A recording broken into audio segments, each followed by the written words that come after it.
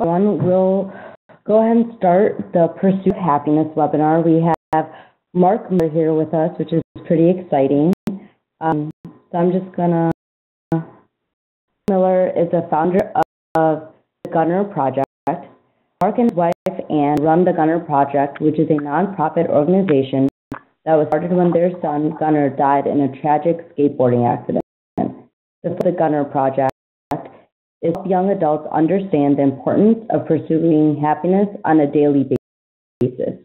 Marc, a personal coach for over 20 years, then re-entered the business world in 2000 and is now the owner at Imagine IT, a technology consulting firm in Minneapolis.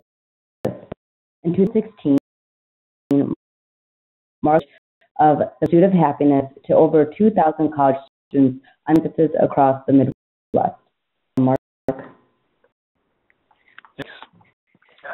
So, I'll just dive right in. I gave a presentation to the AMSA group at the University of Minnesota last winter. That was one of the colleges that we visited and went to. So we got hooked up with you guys, and I'm super excited to be tonight on this first kind of initial webinar that you guys are doing. I think it's pretty cool what you're doing. So a little bit of a background about kind of the Gunnar Project and Gunnar, and then we'll dive into sort of the why did this whole thing land on happiness. So when Gunnar was growing up, he was a very unique individual. He was the person in middle school who I remember for one of the birthday parties that we did, there was a special needs kid in his class, and Gunnar decided that this kid didn't get invited to very many birthday parties and things, and so Gunnar kind of took this kid under his wing and invited him over to his birthday party, and kind of this kid be one of the group of kids that was sort of the in group of kids in the middle school, and the kid ended up being a close friend for many of those kids, and that was kind of just what Gunnar did. He was sort of always on the lookout for others. We found out that Gunnar had a substance abuse issue. His substance of choice was alcohol when he was in high school, and he had a couple of pretty tough years. We got him some treatment here in Minneapolis. We've got some pretty cool treatment programs. Hazelden is one. He went to Hazelden and then went out to another program out in Montana and then another program out in Washington. And through the course of his going to treatment, we went to all the parent programs and stuff and learned a lot about youth substance abuse and rampant it is right now in high schools and colleges. I think we all kind of read about it and hear about it all the time. So I learned a lot about the disease and got to a point where I could finally treat it as a disease like cancer or tuberculosis or anything else, and kind of got out of this idea as Gunnar's parent that why don't you stop drinking and kind of get real. I finally understood through many of these parent meetings and things that wasn't really the case. So anyway, Gunnar got through these programs. He was 14 months sober. He was just crushing it, getting ready to go to college here in town. Was a beautiful fall day, much like the day it was here today in Minnesota. He jumped on a skateboard, grabbed to the side mirror of his buddy's car, and told the guy to take off. The guy took off. Gunnar wiped out about 20 feet down the road and had one of those one in a million wipeouts where he landed on his head and died instantly. And so obviously devastated. He'd made such great strides to be sober, and was really kind of poised to go on and do his deal. And all of a sudden, he was no longer with us. And so as a grieving dad, I felt sort of obligated to do something. I wanted to go and reach out. And so when we searched, I kind of searched, what should we do this nonprofit on? What should we build this foundation around? And a lot of people around us said, well, why don't you do it on youth addiction? Because obviously Gunnar had been there, done that. You guys have been heavily involved in that community. And as I thought about it, I thought, the youth addiction, that road would be a really cool thing. I think it's wildly important. I think it's a huge issue right now with young adults. But I didn't want, if this Gunnar Project thing had some legs, I didn't want for people to look back on this 10 years from now or 20 years from now and say, oh, Gunnar, he was that kid that he was X, right? I just didn't want that to be sort of his legacy. Vision was an important part of his life, but it was just a sliver of it, and it really didn't define him at all. And so I decided that wasn't going to be the direction that I took. And other people came to me and said, well, why don't you do something on skateboard helmets? Because obviously had Gunnar been wearing a helmet that day, he would have landed on the helmet and would have been banged up a little bit, but there's no chance he would have died. But I kind of did the same thing. Gunnar was at his best. He was sort of a pretend skateboarder. He would love for people to talk about him with some great reverence that he was this great skateboarder guy, but he wasn't. He hacked around on a little bit here and there. And again, I didn't want to have him be remembered as this radical skater dude who died in the course of, skateboarding, because that really wasn't him at all either. So, after he died, the community around us was incredibly supportive. We just got tons of emails and text messages and letters and voicemails and things. And I started to notice a fairly consistent thread that kind of ran through all this. And the thread was, people said Gunnar had this incredibly unique ability to make me happy. He brought happiness into groups of people, into conversations and different things. And so as I looked back through all the texts and emails and letters and things we were getting, it was 85–90% of the people said something about how Gunnar had this ability to make them happy. So that's the direction that we decided to go with the project, is just to really look at happiness and kind of see what that happiness was all about. And so as grieving dad, I took off and I just dove into all this stuff. And there's so much information.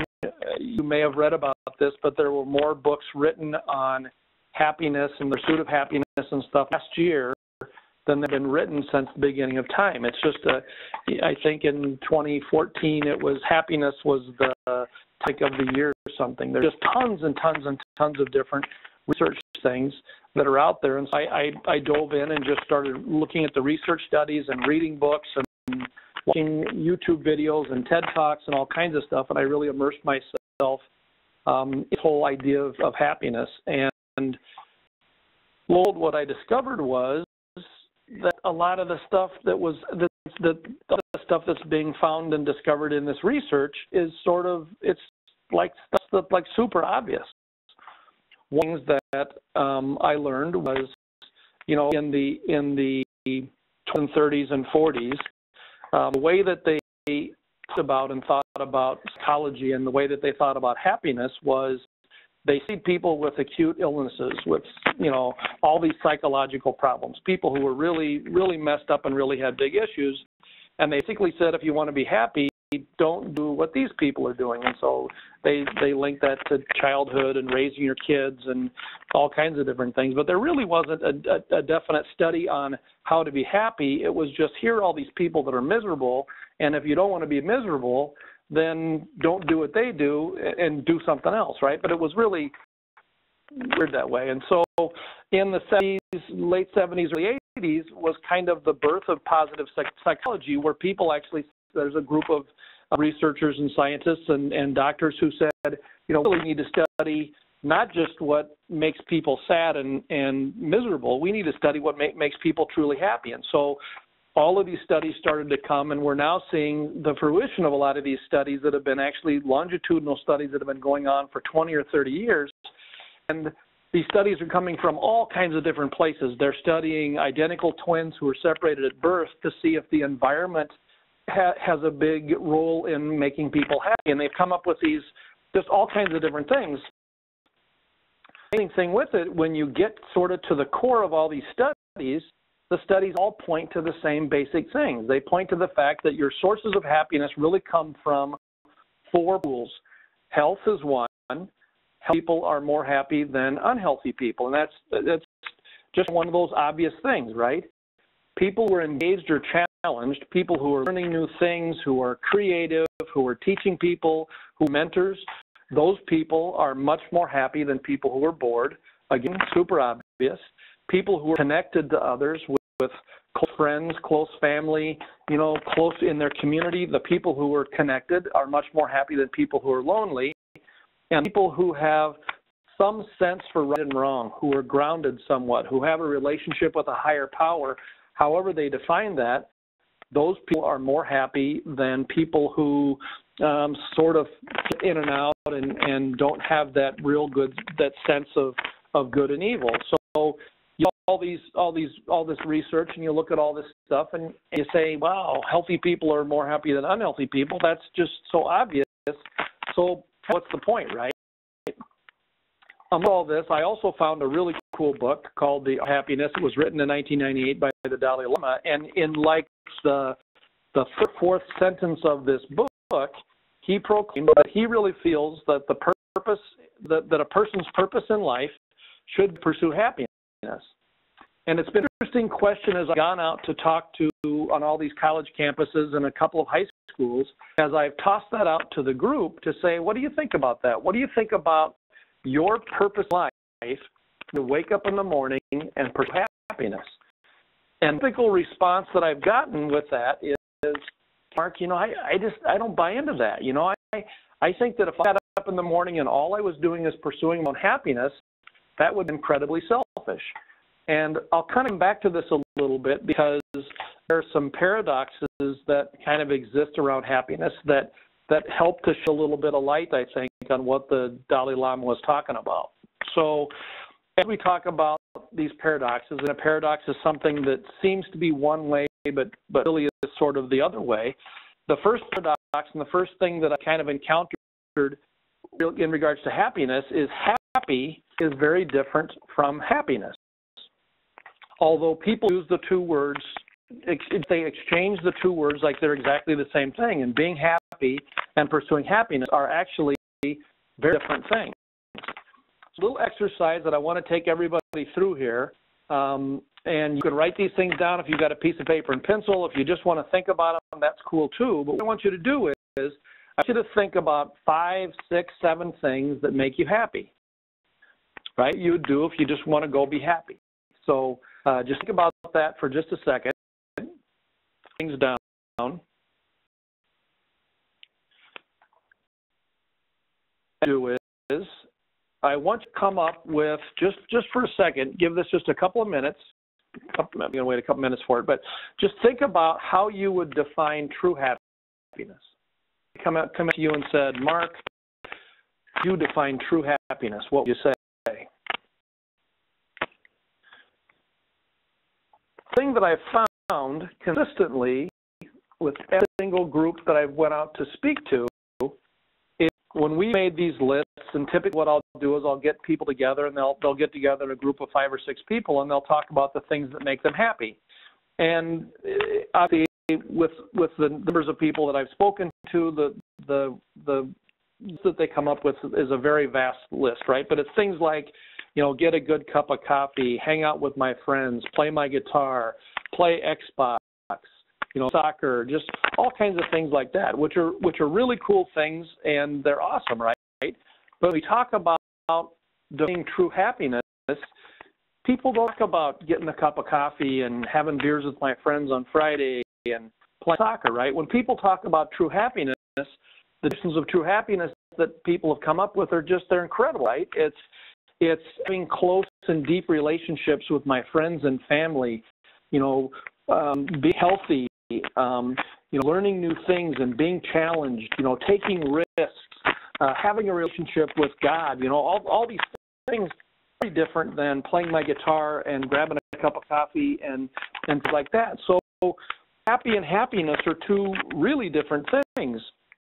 And we back to kind of the Dalai Lama's quote of your purpose should be pursuing happiness. If you looked at happiness as being those kinds of things where you're creating really long and lasting friendships with your friends and with your family, and you're pursuing health, and you're teaching others and learning new things, if those are the kinds of things that you did every day, those happiness kinds of things, those things that generate true happiness like that, don't think those things are selfish at all. In fact, they're probably almost a definition of selfless. And if you went out every day and pursued happy, if all you did was look forward to have some beers with your friends on Friday night and playing your guitar and playing Xbox and some of those things that you defined as sort of happy, I think if you went out and pursued happy every day, happy with why, I think that's definitely selfish. That might be a good definition of selfishness. That's one paradox, is that talking about happy and talking about happiness are two really different things. The weird thing about happiness, as I've gone out and talked to people in these different groups of people, is that pretty much everybody already knows what creates happiness in their lives. When I go through and talk about those 4 buckets of happiness, it's like everybody looks at me like I'm an alien, right? I mean, these things are so obvious. Of course, I'm going to be much more happy if I'm healthy than I'm unhappy. And of course, I'm going to be much more happy if I'm connected to other people and have great friends and family versus being alone all the time, right? So everybody already sort of knows what creates happiness in their lives, and they know what creates unhappiness.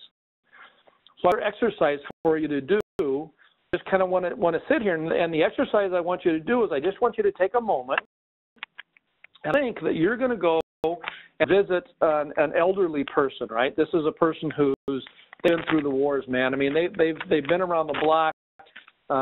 They're older, and you're going to go visit with them, and the conversation you have is you have this elderly person tell you all the things, or the 2 or 3 most important things that they wish they would have done differently with their lives, right? The things they should have done. You know, here's an older person in there, and they're looking back on their lives. What are the things they're going to say to you, right? So just take a couple minutes and just think about those things. What are the things that they should have done?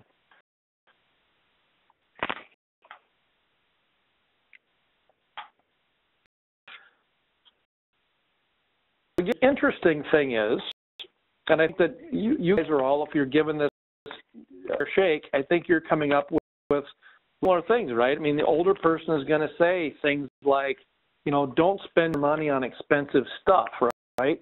Great vacation. Spend your money on experiences, right?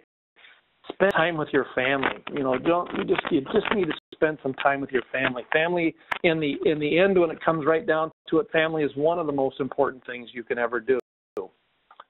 You sit down and you've heard all these things that this elderly person is going to say. I was with a group of 8th graders, right, a couple of weeks ago, and the list that they came up with were just spot on. You know, take more risks. You know, don't worry about living in a house. You know, spend your money, just save money, and just all the things that these lists that these people, these kids, these young kids came up with, perfect, right? So the point is that you don't have to, or it's just crazy for you to wait till you're 40 or 50 years old and ask these things, because we know what they are right now, right? We all know that you shouldn't spend your money frivolously, and you shouldn't party hard. You should have some, you know, it's way more important for you to have 2 or 3 really, really good friends than having 257 Facebook friends. I mean, all these things are just so obvious. So it just gets me, right? When I talk to people my age, right, 50 years old or so, and they tell me, oh, God, Mark, I really wish I would have done these things differently. But you know it, right? You guys all as 19, 20, 25-year-old people, you know exactly what these things are. The crazy thing is we know them, and we still don't go out and actively pursue them. And so that's kind of the Gunnar Project, right? That's why I'm out kind of talking to people and having these conversations. Third paradox that's a crazy thing, right, is that if in every single group I've ever talked to, I say as raise of hands right now, how many of you would like to be happy tomorrow or experience happiness versus how many of you tomorrow would like to just have just a crappy day, right? 100%. Every single person I've ever talked to would much rather have a happy day tomorrow than a day that's just filled with crap. I mean, that's super obvious. So everybody wants to be happy, but very few people who I've run into are actively pursuing happiness on a daily basis, right? I mean, if you wanted to be a really good soccer player, or you wanted to be a really good student, or you wanted to be a doctor, right? Whatever you guys are doing, if you want to be a really good soccer player, you'd practice. You'd wake up in the morning, you'd throw your sweats on, you'd go outside, and you'd practice, right? You'd kick the ball around, you'd grab some buddies and go play. You'd go to practice, you'd go to games, you might watch it on TV, you might study, read a book, but you'd pursue, you'd be into it, you'd be doing it.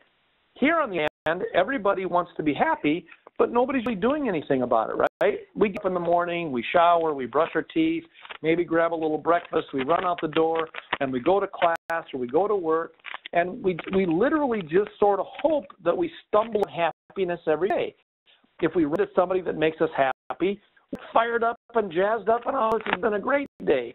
And if we run into those couple of people that just make us crappy, right? Then at the end of the day, we look back and we say, God, that was a bummer of a day. I can't believe I ran into Julie. She just drives me nuts, man. I can't believe. But I have the opportunity every single day. I could avoid Julie if I wanted to, and I'd go find my friends that just rock and just make me happy. I can't do it if I'm just sort of stumbling through the day, just kind of hoping that this happens. So it's so weird that people really want to be happy. They want to find happiness every day, but they're just not kind of committing to going out there and doing it. So I'm part of this whole happiness thing, and I've termed this as being this battle, right? So there's this battle that we have for happiness every single day, and the battle is sort of between the voice and what I'm calling the matrix. Each has a voice inside of us, every single one of us, I don't care who you are. Everybody has this voice inside of us that knows we should be doing. It's that little voice that just knows, I really should be doing this instead of doing that. I really need to do this. This is going to be way better for me. This is going to be way better for my friends if I do this than that. The problem with it is, and especially with technology the way it is and the way that technology involves our lives every day, you have the rest of this stuff that's constantly on us and trying to convince us that things are a certain way. And I'm just calling all that stuff the matrix, right? It's advertisements on TV that tell us they need to be skinny, and it's advertisements in magazines that tell women that they need to wear sexy stilettos to be pretty. I mean, they're brutally uncomfortable, right? It's car commercials that show us that, wow, if we have this $60,000 car, people are going to think we're cool. I mean, it's all stuff that we're constantly being barraged with, right? Huge orders of French fries and Coca-Colas that are just nasty, terrible chemicals that have this bubbly effervescence, and everybody says, oh, we're going to be happy if we drink this massive junk and put that in our body. That's all the matrix, man. That's all the matrix trying to get out there and talk to you when you know, right? You wouldn't tell if you had your cousin or your niece or your grandma, you would never feed them a big, huge, giant Diet Coke and say, oh, this is the greatest thing ever. This is going to be super healthy for you, right? But we just get hammered by this stuff all the time, and this is of the matrix. And the voice, on the other hand, knows that we really get outside and we really should get some exercise, and I really should do my homework instead of putting it off later, right? And the thing about the matrix is really dangerous, or maybe is really only dangerous if you know what's out there. I mean, if you take a look at a car commercial and you kind of push back in your chair and say, well, that's dumb. I'm not going to be any cooler. People aren't going to like me anymore if I have that car versus the car that I have. Right? People aren't going to think any more of me if I wear these $180 jeans versus just the jeans I have. And if they do, I'm probably hanging around with the wrong people anyway. So I reference this a little bit as we go through the rest of the talk, but the matrix is sort of anything that pulls you away from that pursuit of happiness. And the voice inside you, right, is just that little voice. You know it's there, and you know it's always right. So that's a battle for happiness. So I want to now a few things that get in the way of us pursuing happiness and sort of makes this pursuit of happiness hard. Things that's just not the way that we're wired. I haven't been around the world. I've traveled outside of the country a little bit, but I haven't been around the world enough to say this is a global thing. But I think it's seen it enough in America to know that we don't like the path. We really like getting to the place. In fact, if you look at sort of how how we're driven, how we're taught, as young people, we're taught to make goals. Well, a goal is a place, right? We're never taught when we're going to get from here to that goal. We're never really taught to really enjoy the journey, to enjoy the path all the way through that. We're taught to really, visualize that goal and get up and, take little steps and strides toward that goal all the time. But the goal is really the deal. And happiness, if you go back to the list that we made of the things that make you happy, right? Things are sort of a place, right? It's kind of that party on Friday night that you're going to go hang out with your friends. It's kind of a basketball game or the soccer game or playing your guitar. It's sort of a spot.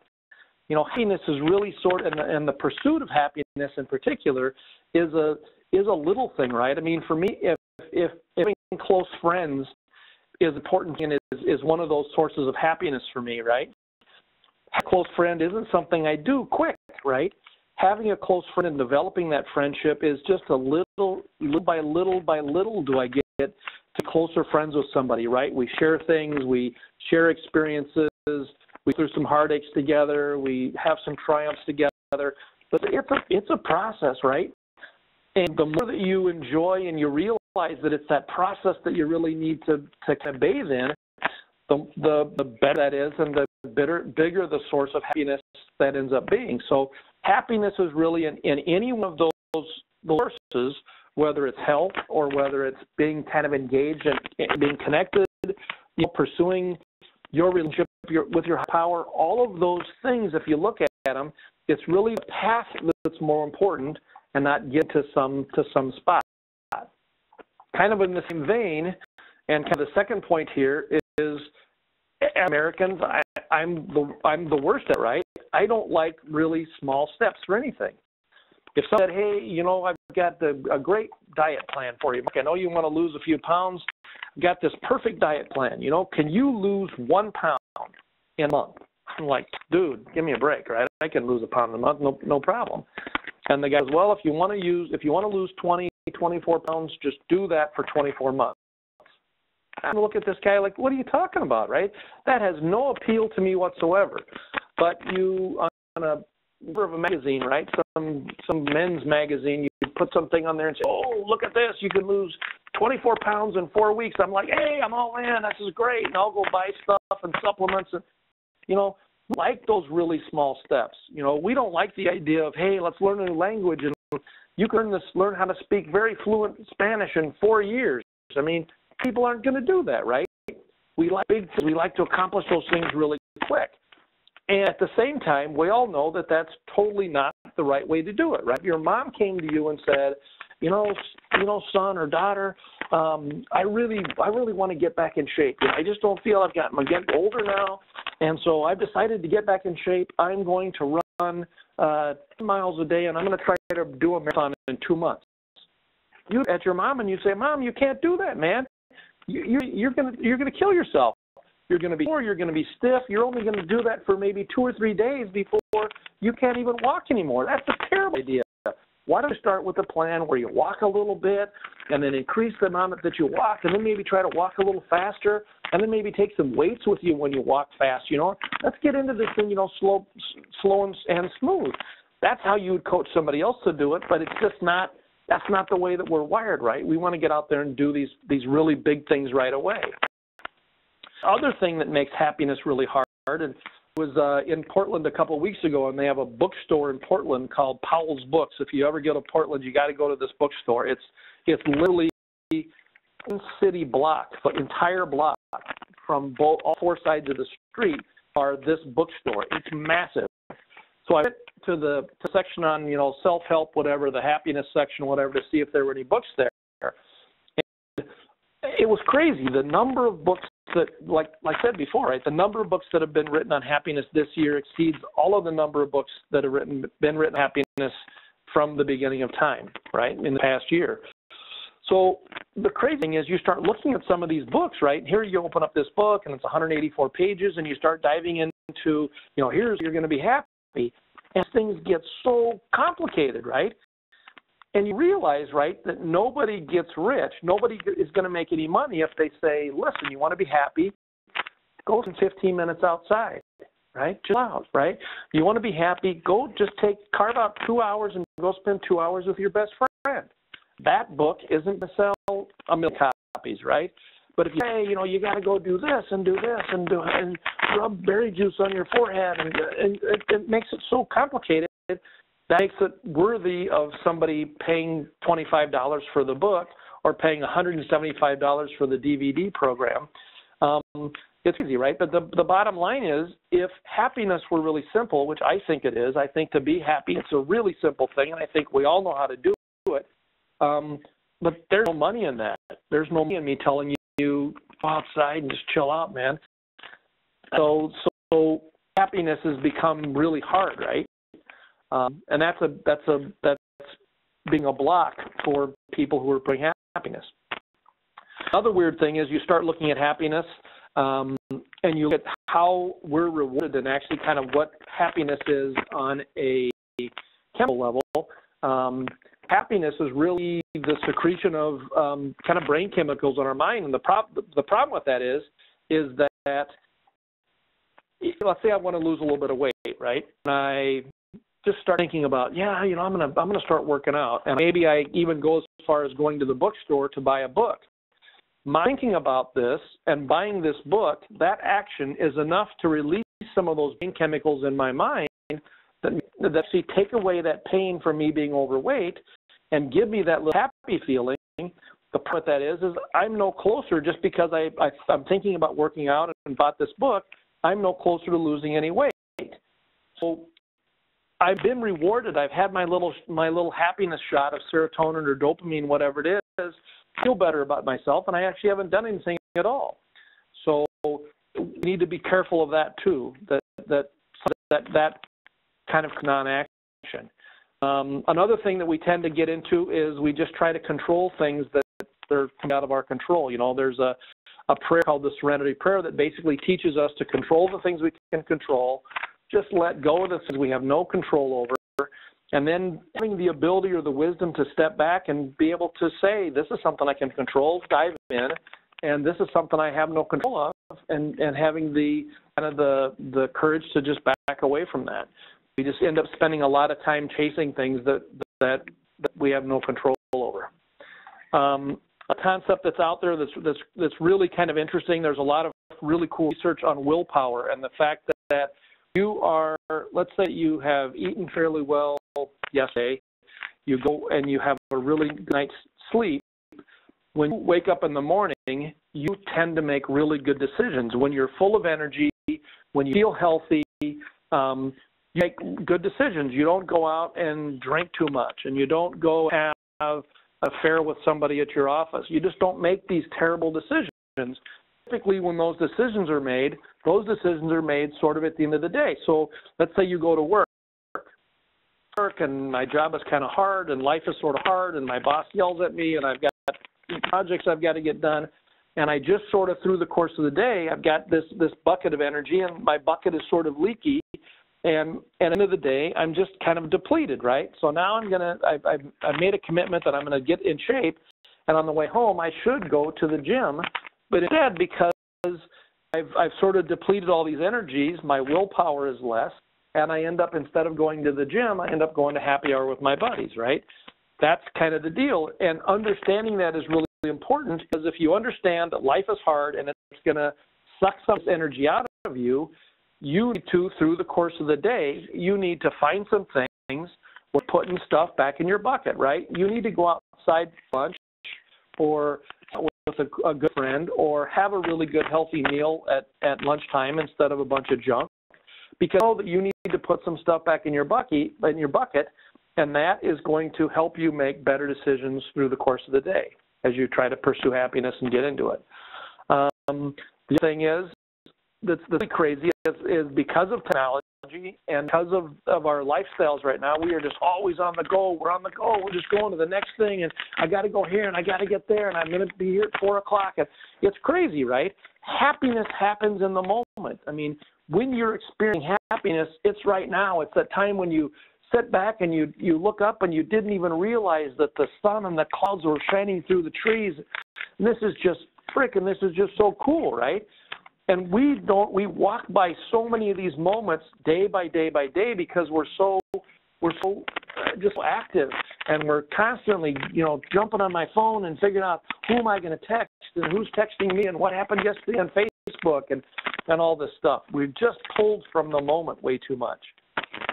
In that same thing, right, I think one of the biggest the biggest weapons of the Matrix is our cell phone, right? Everybody has their cell phone with them now all day long. It is constantly pulling you out of the moment.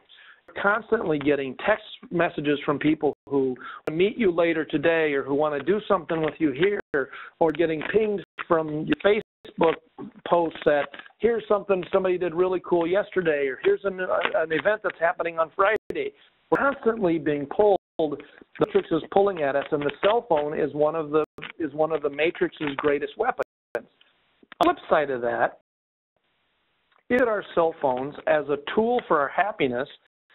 Your cell phone could help you every single day in your pursuit of happiness, right? There are calorie counters and meal planners and stuff that are going to help you stay on target with eating better and getting some exercise. You can set up some rules and stuff, and you can connect with people who, if you didn't have your cell phone, you'd have no chance to connect with your buddy who's doing an exchange program in Sweden, right? I mean, there are all kinds of really cool things that you can do with your phone, but you have to realize that this is either going to be a tool to make you happy or going to make you flipping miserable. Big one. The other just talked about a little bit are there are literally thousands of little bits of happiness that surround us each and every day. You think about going into a coffee shop, right? Typically what a person will do when they go in the coffee shop is they walk in the door, they find the end of the line, they look up at the board to see what they're going to order, they kind of stand in line checking their texts and doing stuff on the phone until it's time for them to order. They order, and they get their half-calf Americano and do their deal, and then they're out of there, right? And they've just walked by all these super cool things in that coffee shop, right? I mean, if you walk in the door of the coffee shop and you stop for a second and smell the smell, right?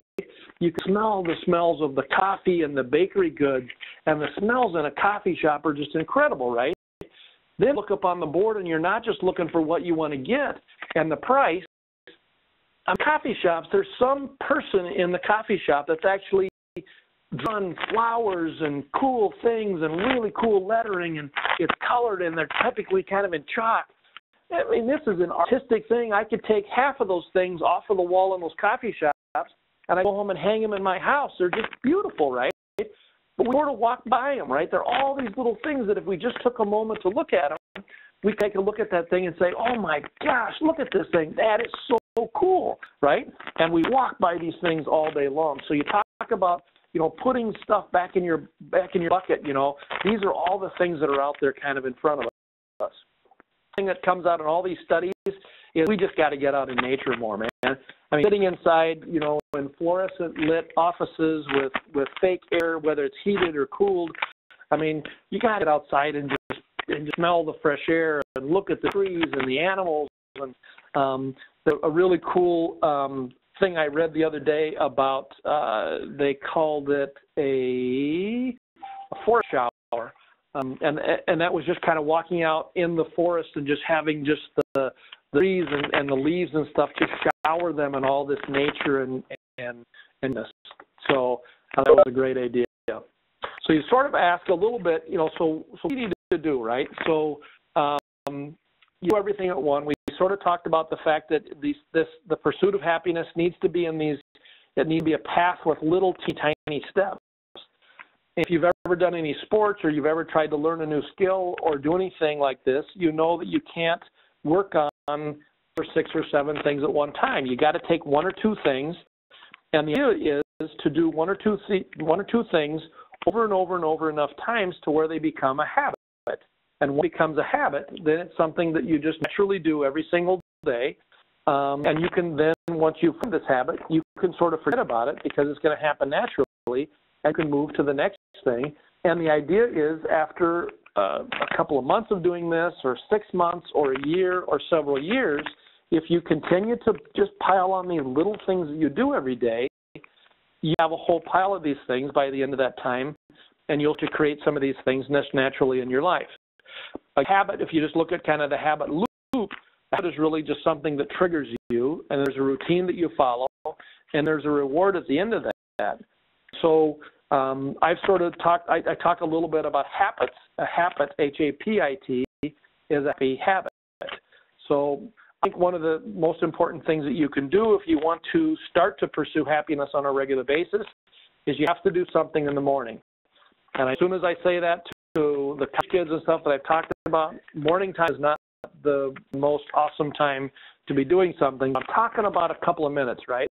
I'm talking about every single day when you get up, or I hope you do, right?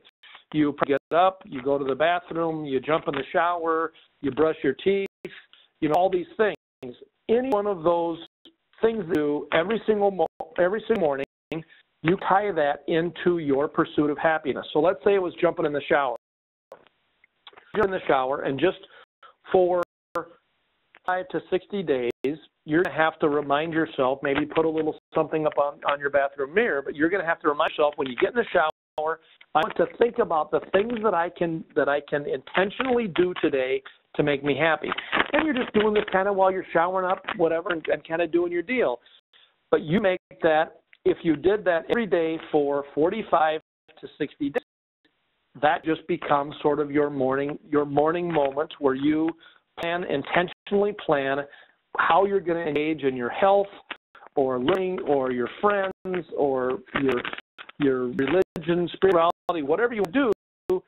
That morning time is a time when you can plan kind of how to do it. You did that every single morning for about 60 days. That's what this research is, about 63 days is what you have to do something that many times in a row for it to become natural and kind of become a habit. Once doing that in the morning, the second thing that you need to do is you need to have an evening moment, right? You need to create another happy habit in the evening, and all you're going to do is you're just going to think back on the day, and you're going to identify the couple things that you did today that made you happy. The whole idea with this is if you did a couple of things today that made you happy, you've now identified a couple of things you can do tomorrow. More importantly, if you look back on your day, you can identify a couple of things that just crabby, right? And if you know what those things are, you can intentionally wake up the next day. Just don't do those things again. Maybe today I woke up late, and because I was late, I rushed through my deal. I didn't get anything to eat on my way out the door, and I showed up late for my first class or my first appointment or whatever it was. And this by being late today, it just has this whole chain reaction of these little crappy things that happened to me and just started my day off in just a terrible way. You look back on that and say, you know what, I had no chance of having a great day today because I got up late. I certainly, if I look back on that this evening, I can get up earlier tomorrow morning, right? But if I don't look back on my day, I really don't have any idea of the things that I did that were terrible or the things that I did that were good that I could repeat again. So we got to have a moment in the morning, and I'm talking about 6 seconds, 90 seconds, just to visualize and think of things you're going to do that make you happy. And another minute or two, maybe just when you lay down for bed and your head hits the pillow, 60 seconds, just think a little bit about your day and what you did. Skill, I think that everybody needs to develop. We mentioned it a little bit here before, but it's ability to get yourself in the moment. And I've found to work, and I've seen bits and pieces of this in like Zen Buddhism and some concentration, mental practice things. But I found that for me to get in the moment sometimes, I need to physically step back, take one step back, and I need to look at the environment I'm in. Almost I'm a third party viewing kind of what I'm doing. It's amazing to me how many times if I just take that step back, it slows me down enough to see, here's one of those things.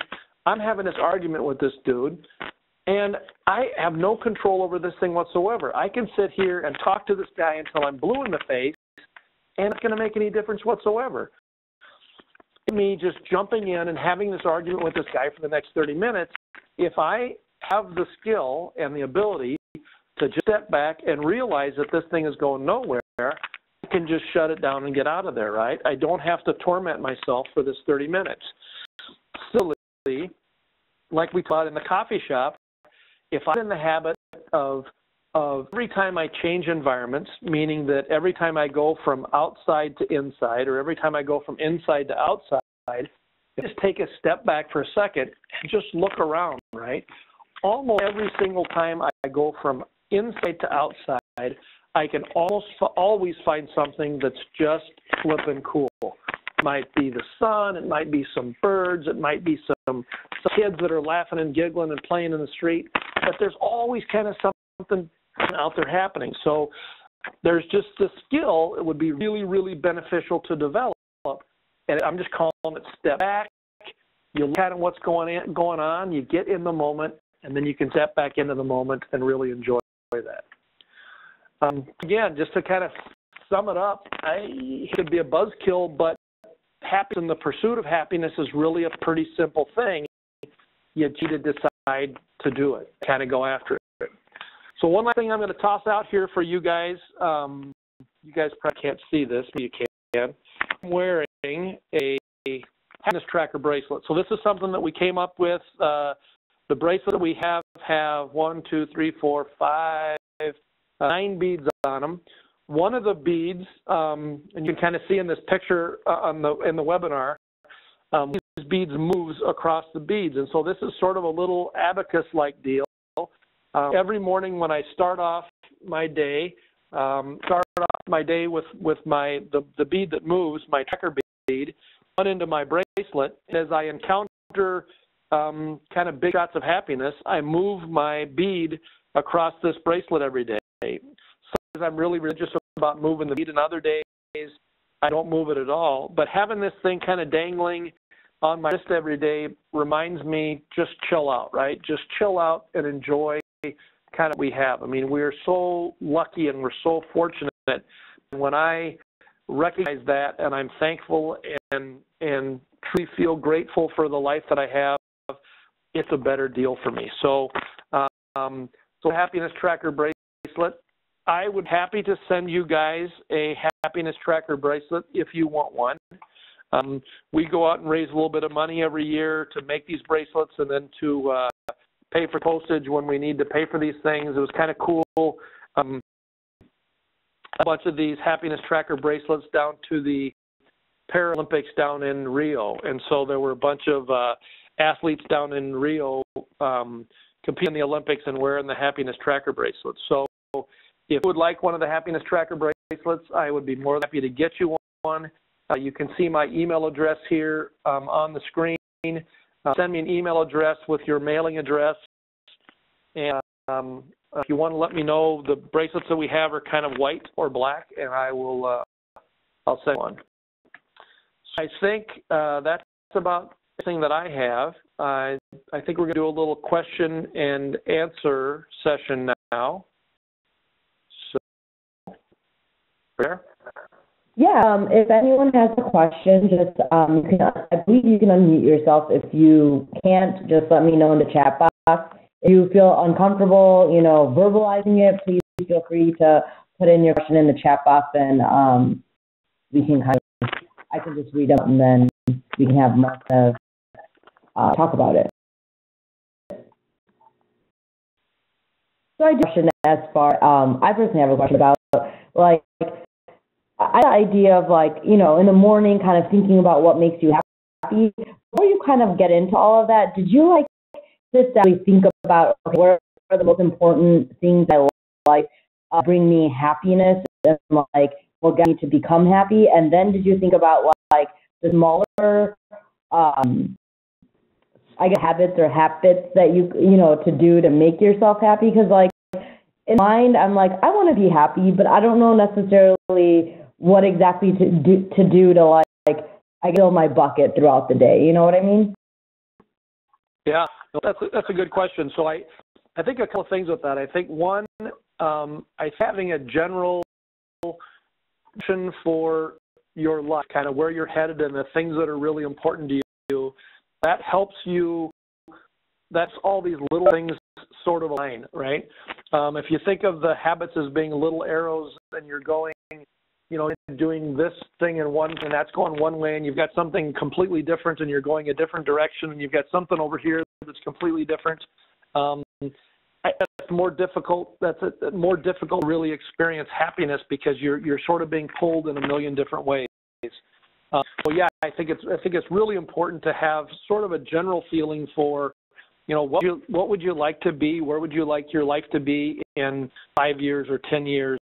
But it really comes down to, when you talk about happiness, it really comes down to the little things that are experiential, the things that you can experience sort of day by day. And I think if you're consistently sort of pursuing really good health and you're consistently sort of engaged in learning new things, I think those things sort of come together with that general sort of life plan that you have. That makes sense. Thank you. I just wanted to say she loves the idea of the happiness tracker bracelet. She thinks it's awesome, and I completely agree. I think actually in our generation we need things to kind of remind us to do things, just like the calorie counter on your phone. And I think it's kind of nice to have something on your wrist to remind you, hey, like if you're having a especially bad day and you look down and you see your bracelet, it's like, okay, take a deep breath, take a step back, and do make yourself happy. So. Yeah.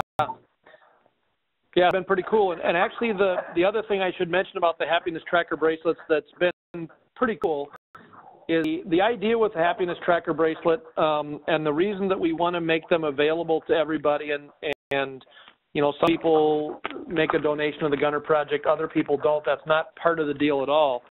We want people to have them because we want people to share them. So I've probably given away 30 or 40 of my bracelets if I'm wearing it and somebody says, hey, that's kind of cool, what's that?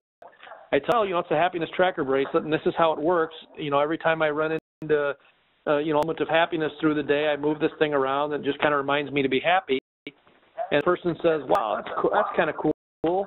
I take it off my wrist and give it to them.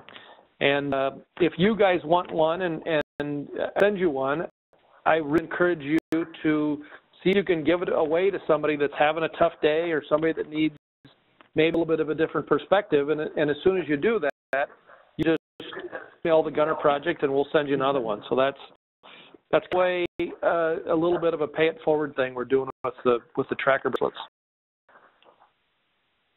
I really like that idea. If anyone wants, email Marc for the bracelet. If for whatever reason you lose the email address, you can always email the wellness committee, and I can always send emails so you can stay in touch. Are there questions that anyone has?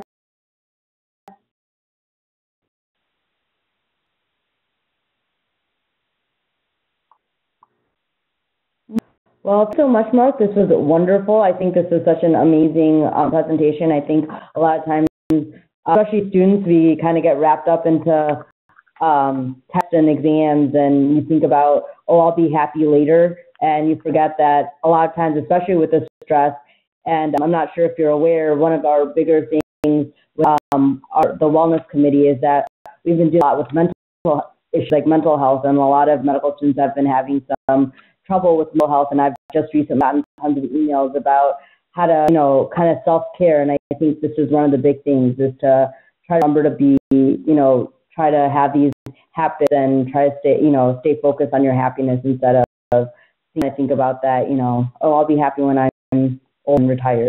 So thank you so much for everything. Thanks for having me. It was great.